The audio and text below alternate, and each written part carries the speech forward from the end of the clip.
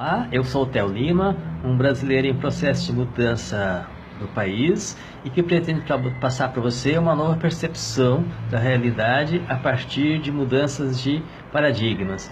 E gostaria de pedir para você se inscrever nesse canal, portanto não perca tempo e se inscreva já.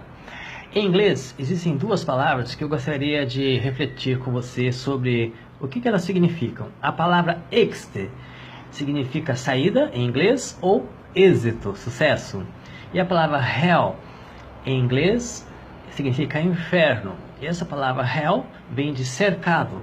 Então muitas vezes as pessoas muitos de nós estamos cercados dentro dessas limitações de conceitos que nos aprisionam. Tem um autor mexicano que fala sobre esse processo de domesticação do ser humano. O ser humano, ele aprende algumas coisas com seus pais, dentro desse processo de domesticação. E também já foi referido uma vez no vídeo anterior, que eu falei sobre a programação que nós recebemos, a programação neurolinguística.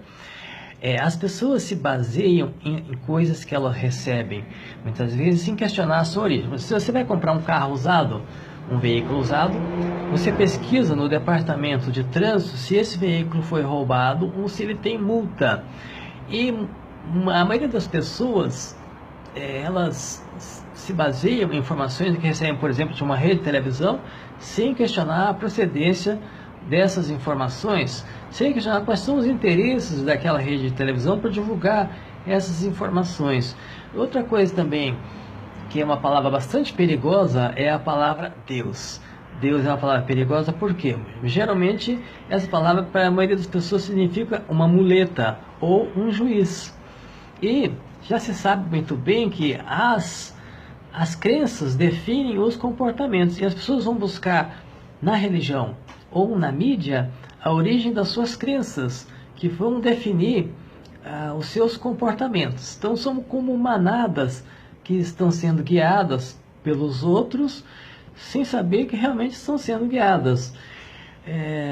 A maioria das pessoas frequentam uma determinada religião com a finalidade de negociar com Deus. Por exemplo, vão à missa ou ao culto e leem aquelas escrituras sagradas ou praticam caridade, porque elas pensam no íntimo: eu fazendo isso vou obter a graça divina, vou obter a recompensa.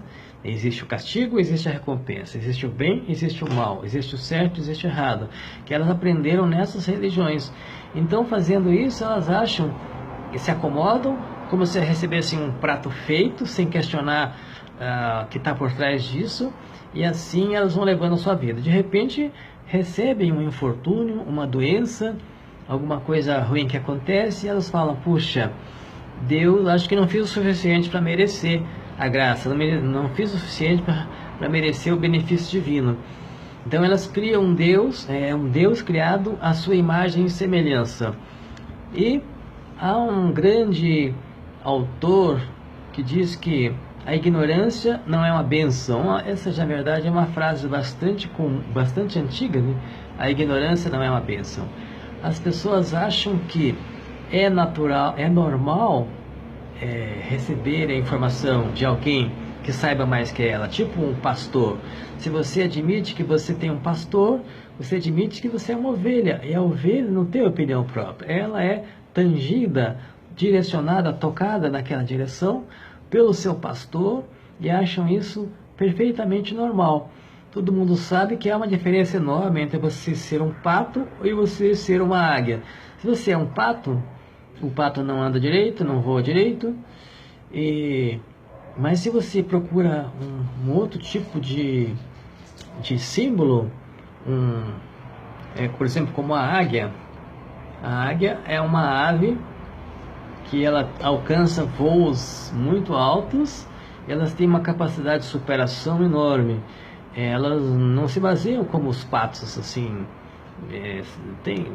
A águia é uma ave bastante longeva, que vive, vamos dizer, 30, 40 anos, e quando chega naquele ponto, ela procura uma rocha para ela se renovar, vai batendo o seu bico até ele quebrar, para nascer outro, nascer novas penas, nascer novas garras, e isso é um processo doloroso.